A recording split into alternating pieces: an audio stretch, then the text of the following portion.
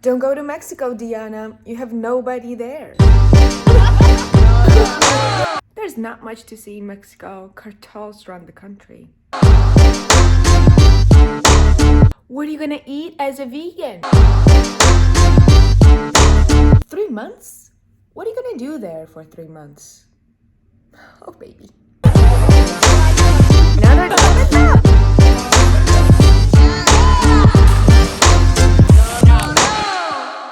Diana, don't die. Some solid advice by me there. Hi, YouTube. If you can tell, I was impersonating my dad and a couple people who, well, deeply care for me. In this video, I want to wrap up my 3 months in Mexico and tell you, all about it more or less. I'll tell you about the things that I didn't really like. I'll tell you about the things that I loved and appreciated. I really hope that this video will be informative for people who plan to go to Mexico, not only in Cancun or like designated touristy areas, but like, around Mexico. And if you're concerned about the safety, especially as a female solo traveler, I really hope that this video will be helpful. Before I start telling you about the things that I liked and did not like, I want to quickly sum up my trip and show you where I went. The first place I landed was Mexico City. I stayed there for 2 weeks, so almost everything I wanted to see, met amazing people who actually inspired me to stay there longer than I intended. Almost 90% of the travelers I met were staying there for 3-6 months, while I only had a month. So as soon as I realized I was doing something wrong, I changed my ticket. I also want to mention that Corona was not such a big deal there. I lived in a city which was pretty much locked down for 1.5 years, and going to this place where people eat food from the same plate and drink beer from the same glass and are not afraid of close contact was very liberating, because being worried about the virus and Corona all the time is exhausting for my brain, for my mental health, and I don't know, it felt way better. Anyway, from Mexico City, I went to Guanajuato and had my first couch surfing experience with lovely Cristina, who is now my Spanish teacher, by the way. The next stop was Miguel de Allende with 3 female solo travelers I met in Mexico City. Unfortunately, our paths didn't cross after that trip, but we all felt an amazing connection, and hopefully I will see these people somewhere down the road.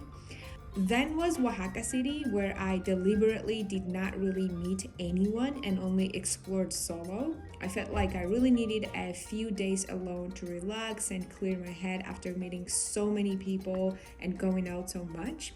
From Oaxaca, I went to San Cristobal to meet my Australian friend Tane. I loved that town so much, I decided to base myself there and traveled around. I would have 2-3 day trips every once in a while, but always come back to San Cris. I felt really lucky to have a community there, these like-minded people who definitely cared for me. That is actually where I uploaded my first video ever. So San Cris is a very special place for me in many different ways. When it got too cold there, I went to Puerto Escondido for a week, got some tan, watched breathtaking sunsets from the cliff, swam in the Pacific Ocean for the very first time in my life. I think I had the most liberating and sentimental moment in Puerto Escondido when I was swimming at night in the ocean, pretty much alone. I turned my head up to see if there was any stars, and I saw the brightest full moon ever.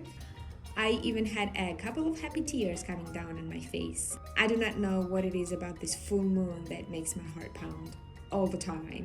Anyway, it was lovely. Moving on. Then I went back to San Cristobal, stayed there for another month. After that, I couch surfed in Merida, went to Tulum with my dearest friend Ana, again couch surfed in Playa del Carmen, then Cancun, and well, that's it.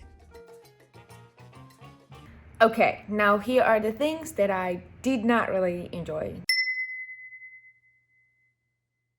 I think I complain about this too much, but for someone who struggles with the motion sickness, going over these man-made speed bumps in every 10 minutes is extremely challenging. A big chunk of Mexican land is mountainous, which means a lot of zigzag roads, a lot of bumpy zigzag roads, which means a total nightmare for me. I took some bus rides that were 12-14 hours long. If there were no speed bumps, they would easily be 7 or 9 hours. However, I do understand the necessity of them. Usually Mexican drivers get you to the destination way earlier than Google Maps estimates it. Most of the drivers do not like to follow the rules. So to keep the neighborhood safe, people put these speed bumps everywhere. Wi-Fi is not that great. Everywhere I went, I struggled with bad service, especially in hostels. Even in Mexico City or Tulum, they would have 4 or 5 different Wi-Fis in hostels, but none of them would work properly. There were a few days when it took me 17 hours to upload a single video. Then a good Samaritan told me how to buy unlimited megabytes on my phone, and I started using hotspot, which made my life way easier. Some cafes and restaurants have much better Wi-Fi though, you just have to look out for them. And I'm pretty sure that if you're staying in a good, fancy hotel, Wi-Fi is better there. So the tap water was not drinkable anywhere I went in Mexico. I got the parasite from water and food in my system and ended up having food poisoning 4 times. Every new time it was less and less severe, but it still made my life very uncomfortable.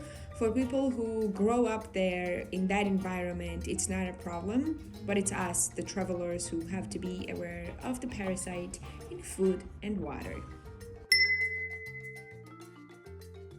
Mexico's not the country that produces the most plastic waste in the world. It's not in the top 10 countries either. However, the amount of plastic used is still outrageous. Recycling is not a thing there, which makes plastic use 100% non-justifiable. But I still had to use plastic many times, especially when it came to drinking water, because 100% of water I drank was store-bought. What are you gonna do? Some stores try their best to use sustainable products, but it's a very small portion of the whole market. Now here are the things that I really loved. I didn't realize how big this country was until I went there. Mexico is huge. It has high mountains, colorful cities, beautiful beaches, lakes, forests, different climate areas, a unique underwater river system that forms beautiful cenotes, even some active volcanoes that unfortunately I did not get to visit. I spent roughly 180 days there and yet only saw a fraction of the country. This country is a paradise for someone who likes to hike and relax in a wild nature. Some parts are touristy and developed, but most of them are just wild and untouched, which I like a lot. Don't get me wrong, I am also a tourist and I do not want to complain about high tourism too much, but there's a big difference between someone who backpacks there, respects the people, the nature, the culture, and someone who spends $2,000 in 2 weeks and wants to have the most fun and relaxation possible.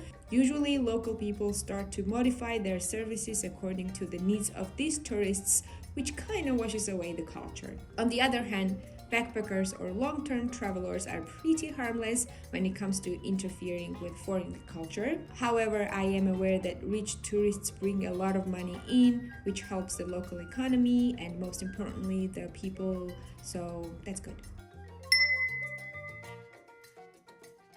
Mexican culture is a mix of indigenous and European. Duh, I went to a colonial country. What did I expect, right?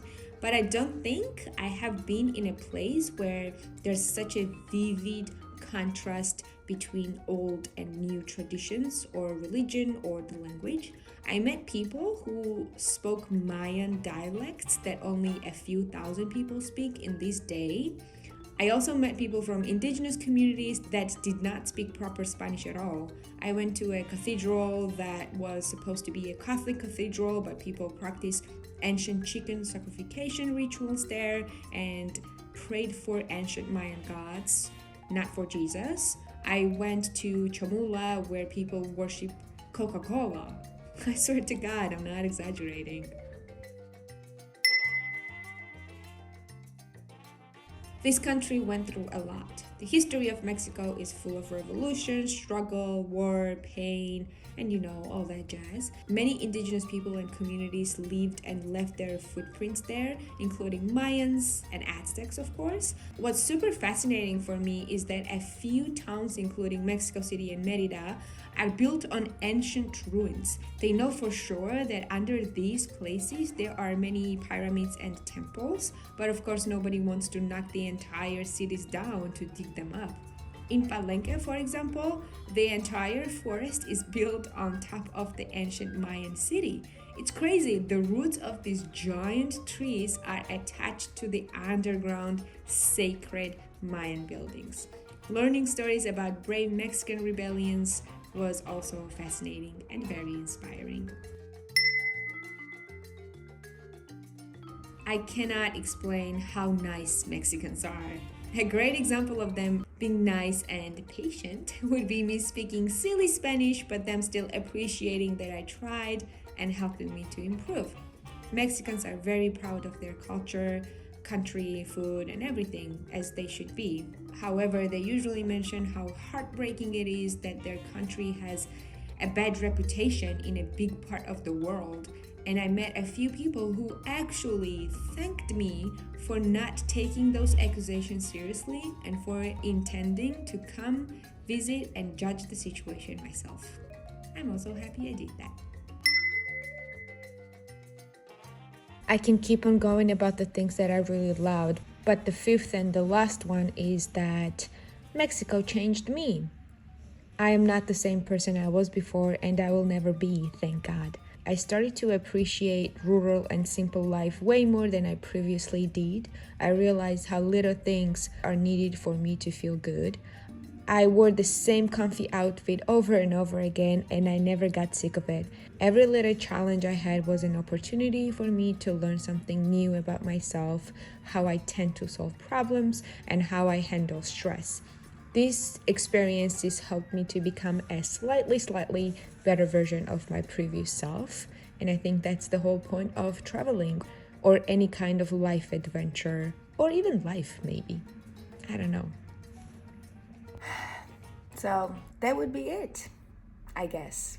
Okay, I think you get the idea. I had a wonderful time of my life, blah blah. But I want to say that people who've been following me on this journey, especially my friends, I think you are guys witnessing my transformation. I always wanted to travel the world. Like, people would ask me, hey, what's your dream? What's the purpose of this life? Hey, what would you do if you win $1 million? And I would be like, is that even a question? I want to travel the fucking world. And then this trip was like a little test for me, because I would travel previously for 3 weeks, 5 weeks. Once I traveled 5 months, but in my country, so it doesn't really count. This trip was like, okay, I'm gonna backpack now. I'm gonna be a full-time traveler, backpacker, and see how it goes. See if I like it or not. And I guess you can see by watching my videos or my face that I really enjoyed it. And I think I am most certainly sure that this is what I want to do. I want to thank Mexico for being by my side all the time, really. There were moments when I actually felt like down or ill, like physically, and I knew that I was never alone. I would just ask some stranger for help, and I knew they would help me. So thank you, Mexico, for being by my side. Love you all. Bye, guys. Hopefully you'll see my videos from the US pretty soon. Mwah. Adios, adios.